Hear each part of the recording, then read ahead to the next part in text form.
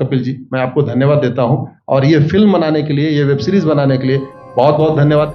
कहां का सत्यमेव जयते, कहां का सत्यमेव जयते, कहां का सत्यमेव जयते। सुप्रीम कोर्ट के जजेस, हाई कोर्ट के जजेस जरूर इसको देखें और आत्मचिंतन करें कि भारत की न्याय प्रणाली कहां पहुंच गई है। भारत में टोटल 5 करोड़ केसेस तो वो हैं जो district court, high court, supreme court में है। इसका मतलब 5 करोड़ परिवार न्याय की आशा में बैठा हुआ है।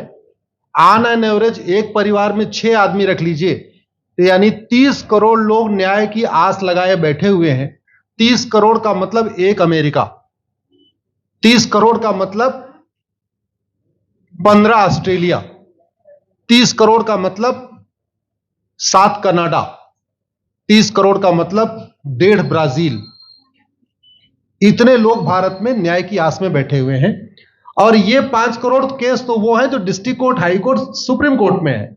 इसके पैरेलल हमारे देश में एक और जुडिशियल सिस्टम है, उसको कहते हैं तहसीलदार, एसडीएम, एडीएम, डीएम, कमिश्नर, जहां पे चकबंदी के मुकदमे चलते हैं। वो इस 5 करोड़ में काउंटेड नहीं है। जो तहसीलदार के यहां मुकदमा होता है, एसडीएम के यहां मुकदमा होता है, एडीएम के यहां होता है, डीएम के यहां होता है, चकबंदी अधिकारी जिसको सीओ कहते हैं, डीडीसी कहते हैं, एसओसी कहते हैं, वो इसके पैरेलल में है और 5 करोड़ मुकदमे वहां पे भी चल रहे हैं। इसका मैं लाइव एग्जांपल देना चाहूंगा भारत की ब्लैक जस्टिस सिस्टम का। 1985 में जौनपुर में एक 10 बीघे जमीन का मुकदमा शुरू हुआ था। अभी वो सबसे नीचे पायदान पे है, जिसको कहते हैं चकबंदी अधिकारी। 1985 में मुकदमा शुरू हुआ, 2023 आ गया, लगभग 37 साल बीत चुके। 37 साल में यह नहीं तय हो पाया कि असली विल कौन सी है। 2 लोगों ने क्लेम किया, वो कह रहे हैं मुझे विल मिली है, वो कह रहे हैं मुझे विल मिली है। 37 साल में यह नहीं डिसाइड हो पाया असली विल किसकी है। अगर मान लीजिए आज डिसाइड हो जाए तो सीओ के बाद एसओसी, एसओसी के बाद डीडीसी, डीडीसी के बाद हाई कोर्ट, हाई कोर्ट के बाद सुप्रीम कोर्ट, यानी अभी 35 साल और लगेगा, 70 साल लगेगा। सेकंड जनरेशन मुकदमा लड़ रही है, ऑलरेडी सेकंड जनरेशन मुकदमा लड़ रही है और इसी स्पीड से काम हुआ तो मुझे लगता है थर्ड जनरेशन आके मुकदमा तब जाके सुप्रीम कोर्ट पहुंचेगा। दूसरा एग्जांपल, एक ग्लेरिंग एग्जांपल आपको देता हूं। 1971 के वॉर में पाकिस्तान में बम फेंकने वाले, पाकिस्तान के फौजियों के बहुत सारे बैंकर तोड़ने वाले एक कर्नल कबोत्रा है, पंचकुला में रहते हैं। दुश्मनों को उन्होंने दांत तोड़ दिए। आज 2000 से उनके मकान पे किसी ने कब्जा किया हुआ है। 2023 आ चुका है, 23 साल में वो अपने मकान को नहीं छुड़ा पाए। अभी मामला पंचकुला की डिस्ट्रिक्ट कोर्ट में है, उसके बाद चंडीगढ़ हाई कोर्ट जाएगा, फिर सुप्रीम कोर्ट जाएगा। तो 23 साल में वो सबसे नीचे पायदान पे है। वास्तविकता यह है, अंग्रेज चले गए, अंग्रेजी कानून यहीं छोड़ गए, अंग्रेजी व्यवस्था यहीं छोड़ गए। यह व्यवस्था भारत में न्याय देने के लिए नहीं बनी थी। यह जो न्यायिक जुडिशियल सिस्टम था भारत में जो बनाया गया, वो केवल और केवल भारत को लूटने बांटने के लिए बनाया गया था। क्योंकि कानून वही चल रहा है, जुडिशियल सिस्टम वही चल रहा है, इवन हमारा ड्रेस भी वही चल रहा है। अंग्रेज काले कपड़े पहनते थे, हम भी काले कपड़े पहनते हैं। अंग्रेज जून के महीने में उनको गर्मी लगती थी तो 1 महीने छुट्टी करके इंग्लैंड चले जाते थे। आज भी हमारा हाई कोर्ट, सुप्रीम कोर्ट पूरे मई जून बंद रहता है। अंग्रेजों को क्रिसमस के टाइम में दिसंबर में छुट्टी मनाना जाना होता था, 1 महीने छुट्टी कर चले जाते थे। आज भी हमारी हाई कोर्ट, सुप्रीम कोर्ट दिसंबर में, क्रिसमस के टाइम में 15 दिन 20 दिन बंद हो जाती है। तो सोच वही है, किताबें वही है, व्यवस्था वही है, कानून वही है, तो स्वाभाविक सी बात है जस्टिस होगा कहां से? जस्टिस कैसे होगा? हम 2023 में 1860 का इंडियन पिनल कोड लेके घूम रहे, 1861 का पुलिस एक्ट लेके घूम रहे, गवाहों के बयान 1872 के कानून से हो रहे। हमने सब कुछ वर्ल्ड क्लास कर लिया, लेकिन अपने जस्टिस सिस्टम को कंपेयर करने की कोशिश ही नहीं किया।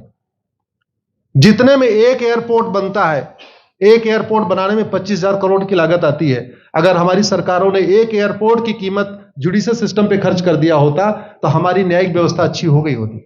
आज घटिया, चूंकि अकाउंटेबिलिटी नहीं है, जुडिशियल सिस्टम में कोई अकाउंटेबिलिटी नहीं है, किसी के साथ न्याय हो जाए अन्याय हो जाए कोई फर्क नहीं पड़ता, निर्दोष को जेल हो जाए जज की कोई अकाउंटेबिलिटी नहीं, दोषी को बेल हो जाए जज की कोई अकाउंटेबिलिटी नहीं, लाख लोग जेल में सड़ रहे हैं, लाखों धोखेबाज भ्रष्टाचारी बाहर घूम रहे हैं, मूल कारण है ब्लैक जस्टिस सिस्टम। आपने बहुत अच्छा आपने इस पे वेब सीरीज बनाया है, और इस देश में world class airport, world class highway, world class shopping mall, सब कुछ वर्ल्ड क्लास बना लिया। इनफैक्ट अपना मोबाइल का डेटा सुरक्षित रखने के लिए हमारे सांसद, विधायक, जज आईफोन भी यूज करते हैं, अमेरिका का आईफोन यूज करते हैं हमारा डेटा सुरक्षित हो जाए। लेकिन भारत सुरक्षित हो जाए उसके लिए यह नहीं देखते कि जापान में कौन सा कानून है, अमेरिका में कौन सा कानून है, सिंगापुर में क्या अच्छा चल रहा है। कनाडा में रेंट का मामला एक डेट में खत्म होता है। सिंगापुर में अभी कुछ दिन पहले एक व्यक्ति के पास 900 ग्राम गांजा पाया गया, उसको फांसी हुई है। दोबारा वहां ड्रग स्मगलिंग होगी क्या? तो भारत में चाहे वो ड्रग स्मगलिंग है, माफिया राज है, ह्यूमन ट्रैफिकिंग है, इन सब के लिए हमारा जस्टिस सिस्टम जिम्मेदार है। कोई भी अपराध होता है उसमें दो पक्ष होता है, एक पीड़ित, एक अपराध करने वाला। जो पीड़ित होता है वो चाहता है जल्दी उसको न्याय मिल जाए, अपराध करने वाला चाहता है मुकदमा लंबा चले। भारत का न्यायिक सिस्टम अपराध करने वाले के साथ खड़ा है। बलात्कारी चाहता है उसका मुकदमा 30 साल चले, और मुकदमा 30 साल चलता है। भू माफिया चाहता है कि गरीब की जमीन पे कब्जा कर ले, उसका मुकदमा 50 साल चले, और आज की डेट में मुकदमा 50 साल चल रहा है। इसका मतलब वर्तमान न्यायिक सिस्टम बलात्कारी के पक्ष में है, भू माफिया के पक्ष में है, ड्रग स्मगलर के पक्ष में है, ह्यूमन ट्रैफिकर के पक्ष में है, नक्सलियों के पक्ष में है, माओवादियों के पक्ष में है, जो लोग देश विरोधी काम कर रहे हैं उनके पक्ष में है। 40 साल 50 साल के बाद किसी व्यक्ति ने मिलावट करके लोगों का स्वास्थ्य खराब कर दिया, उसको 50 साल के बाद सजा हो रही है। इस बीच उसने कम से कम पता नहीं कितने लोगों का और भी कर दिया। तो ये जो जस्टिस सिस्टम होता है दवा की तरीके काम करता है। जैसे दवा अच्छी होती है बीमारी तुरंत ठीक हो जाती है, अगर दवा घटिया होती है तो बीमारी बढ़ जाती है। दवा खाने के बाद शरीर एज इट इज नहीं रहता, या तो बीमारी ठीक होती है या तो बीमारी बढ़ती है। अगर कोई आदमी एक गांव में किसी के साथ कुछ गलत कर दे, उसको 6 महीने के अंदर सजा हो जाए, साल भर के अंदर हो जाए, दूसरा अपराध वहां नहीं होगा। लेकिन अगर उस व्यक्ति को पनिशमेंट नहीं मिला तो स्वाभाविक सी बात है उसने उसको और मोटिवेट कर दिया। कहते नहीं ऐसे बुखार है, तुरंत 2 गोली खाइए बुखार ठीक हो गया। लेकिन अगर आपने दवा नहीं खाई या गलत दवा खा लिया तो टाइफाइड होगा या निमोनिया होगा। दुर्भाग्यवश ये हमारा जस्टिस सिस्टम यही कर रहा है। आज की डेट में जितनी समस्याएं हैं, चाहे वो घूसखोरी है, जमाखोरी है, मिलावटखोरी है, कालाबाजारी है, नशा तस्करी है, मानव तस्करी है, सोना तस्करी है, ड्रग स्मगलिंग है, या नक्सलवाद है, या माओवाद है, या कट्टरवाद है, जो भी समस्याएं हैं, उसका एक बहुत बड़ा कारण यह है कि हमारा जस्टिस सिस्टम उसको टैकल नहीं कर पा रहा है, उसको पकड़ नहीं पा रहा है, और इसीलिए भारत में अराजकता है। मैं तो इतने जानता हूं, ऐसी कोई बीमारी नहीं जिसकी कोई दवाई नहीं, ऐसी कोई समस्या नहीं जिसका कोई समाधान नहीं। हम हर चीज के लिए बाहर से चीजें खरीदते हैं, तो हम ये क्यों नहीं देख रहे हैं कि आखिर चाइना का जस्टिस सिस्टम कैसा है, सिंगापुर का कैसा है, कनाडा का कैसा है, फ्रांस का कैसा है, और अमेरिका का कैसा है। हम क्यों नहीं बेस्ट प्रैक्टिसेस उनकी अडॉप्ट कर लेते। दुनिया के कई देशों ने नार्को पॉलीग्राफ ब्रेन मैपिंग कानून बना दिया। मेरी बहन दीपिका नारायण बैठी हुई है, ये लगातार फॉल्स केसेस के खिलाफ, इनको मैं देखता रहता हूं, एक्टिव रहती है। एक कानून बन जाए नार्को पॉलीग्राफ ब्रेन मैपिंग, और कंप्लेन पे अंडरटेकिंग ले लिया जाए कि जो कुछ मैं शिकायत कर रहा हूं इसके लिए मैं अपना नार्को पॉलीग्राफ ब्रेन मैपिंग कराने के लिए तैयार हूं, हजारों की संख्या में फेक केसेस खुद ही खत्म हो जाएंगे। आज की डेट में लोग जुडिशरी की लापरवाही के साथ साथ फर्जी केस से परेशान है, फर्जी गवाही से परेशान है, फर्जी एफआईआर से परेशान है, हजारों परिवार परेशान है। कई बार देखा गया कि जो फैमिली के केसेस होते हैं उसमें कितने सारे फेक केसेस भी आ रहे हैं। तो जो वास्तव में दोषी हैं उनको पनिशमेंट नहीं मिल पा रहा है, जो निर्दोष हैं उनके खिलाफ फर्जी केसेस हो रहे हैं। आज की डेट में गांव में एक दबंग अगर जमीन कब्जा कर लेता है, किसी की हिम्मत नहीं पड़ती उसके खिलाफ कोई गवाही दे दे। लोगों को अपनी जमीन छुड़ाने में 30 साल लड़ना पड़ रहा है, 35 साल लड़ना पड़ रहा है। अगर 30 साल 35 साल के बाद कक्कड़ जी उसको अपनी जमीन मिल भी गई तो उसके साथ न्याय कहां हुआ? 35 साल में उसका टाइम बर्बाद हो गया, 35 साल में उसका पैसा बर्बाद हो गया, 35 साल वो मेंटल ट्रॉमा में रहा, 35 साल उसने तारीख पे तारीख झेली है। और मैं तो डिस्ट्रिक्ट कोर्ट में कई बार जाके देखा, ऐसे परिवारों को देखता हूं जिनके पास बस से आने के लिए पैसा नहीं है, साइकिल से आते हैं। ऐसे परिवारों को देखता हूं जो चाय नहीं पी सकते अपने पैसे से, बेचारे घर से रोटी बांध के और अचार लेके आते हैं, लेकिन वहां मजबूरी में वकील को पैसा देते हैं। तो हमारी कोर्ट कचहरी वास्तव में दलाली का अड्डा बन गया है। हमारी कोर्ट कचहरी भ्रष्टाचार का अड्डा बन गया है। और मैं दुख के साथ कहना चाहूंगा, अदालतों में न्याय हो नहीं रहा है, बल्कि न्याय बिक रहा है। जिनके पास पैसा है, वो कि उन्होंने कितना बड़ा क्राइम किया हो, मर्डर किया हो, रेप किया हो, उनको जमानत हो रही है। और जिनके पास नहीं है, वो बेचारे जेल में सड़ रहे हैं। कई बार तो देखा गया, मैंने मेरे मर्डर किया एक्स अनंत सिंह ने, लेकिन एक्स अनंत सिंह बाहुबली थे, उन्होंने थानेदार को 20 लाख रुपए दिया, वो वाई अनंत सिंह को लेकर जेल में डाल दिया। नाम वही है। अब उसके बाद क्या हुआ, 20 साल मुकदमा चला और फिर सबूत के अभाव में छूट गया। तो जिसने मर्डर किया वो तो कभी जेल गया ही नहीं। एक निर्दोष जेल गया, 10-20 साल के बाद उसने अपना जमीन बेचा, सब कुछ किया, मां बाप सब कुछ तबाह हो गए, फिर वो सबूत के अभाव में छूट रहा है।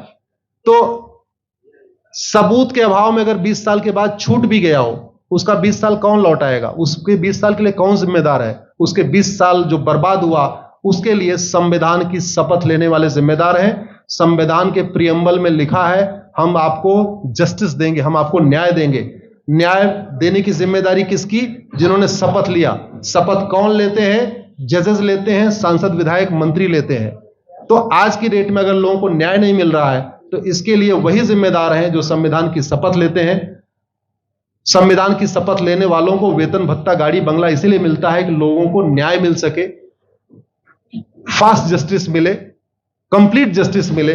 अनफॉर्चुनेटली कंप्लीट जस्टिस मिलने में तो 50-60 साल लग जाता है, फास्ट जस्टिस तो सपना हो गया है। इसलिए आज आपने जो ये वेब सीरीज बनाई है, मैं आपको धन्यवाद देता हूं। एक ऐसे विषय पे जिस पे कोई टच नहीं करता, लेकिन जिससे करोड़ों लोग पीड़ित हैं। मैंने कहा ना, 5 करोड़ लोग सीधे district court, high court, supreme court के केसेस से पीड़ित हैं, और 5 करोड़ मुकदमे एसओसी, डीडीसी, तहसीलदार के यहां चल रहा है। तो अगर 5 करोड़ से 30 करोड़ लोग इधर पीड़ित हैं, तो उधर भी पीड़ित है।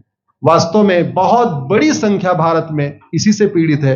और अपराध, भ्रष्टाचार और जितनी भी अराजकता चल रही है, उसका मूल कारण भी यही है। जस्टिस सिस्टम अच्छा हो जाए, कानून सख्त हो जाए, कानून का खौफ पैदा हो जाए, न्यायपालिका का खौफ पैदा हो जाए, और ये थाने जो दलाली के अड्डे बन गए हैं, तहसील जो दलाली का अड्डा बन गया है, डिस्ट्रिक्ट कोर्ट जो कमीशनखोरी का अड्डा बन गया है, अगर इस पे कंट्रोल हो जाए तो वास्तव में भारत में फिर से राम राज्य आ सकता है। अगर जुडिशियल सिस्टम अच्छा हो जाए, तो जो राम राज्य की कल्पना है, धर्म की जय हो, अधर्म का नाश हो, प्राणियों में सद्भावना हो, विश्व का कल्याण हो, मुझे लगता है उसको फिर से जीवित किया सकता है। आपने मुझे बुलाया कपिल जी, मैं आपको धन्यवाद देता हूं। और ये फिल्म बनाने के लिए, ये वेब सीरीज बनाने के लिए बहुत बहुत धन्यवाद देता रहता हूं। दीपिका जी लड़ती रहती हैं, इनको देखता रहता हूं। बहन नेहा जी आई हैं, ये अपने गानों से मुझे लगता है बहुत अच्छा आप लिखती हैं। और इसी तरीके से कड़वा सच आप लिखते रहिए, कड़वा सच गाते रहिए। लोग आज की डेट में, यंग जनरेशन कड़वा सच सुनना चाहती है। मीठे झूठ ने इस देश में शुगर, डायबिटीज पैदा कर दिया। भारत केवल लोग डायबिटीज से नहीं पीड़ित हैं, बल्कि हमारी व्यवस्था को डायबिटीज हो चुका है। और उस डायबिटीज को दूर करने के लिए नेहा राठौर जैसी बहनें जो सही बात कह रही हैं, दीपिका जी सही बात कह रही हैं। आप लोग जो है बहुत अच्छा काम कर रहे हैं। और आपने, कक्कड़ साहब, आपने बनाया वेब सीरीज, आपको विशेष आभार, धन्यवाद देता हूं। यही निवेदन करता हूं, इस वेब सीरीज को ज्यादा से ज्यादा देखें। और खास तौर पे अगर आपके जानने वाले कोई जज हैं, कोई आईएएस हैं, कोई आईपीएस हैं, मंत्री, सांसद, विधायक हैं, उनको भी एक बार फोन करके, व्हाट्सएप करके एक बार कहिए कि वो भी इसको जरूर देखें। क्योंकि अल्टीमेटली न्यायिक व्यवस्था बदलने की जिम्मेदारी उन्हीं की है जिनको वेतन, भत्ता, गाड़ी, बंगला, free air ticket, free rail ticket और वीआईपी व्यवस्था मिलती है। ये व्यवस्था उन्हीं को बदलनी है। जय हिंद, धन्यवाद।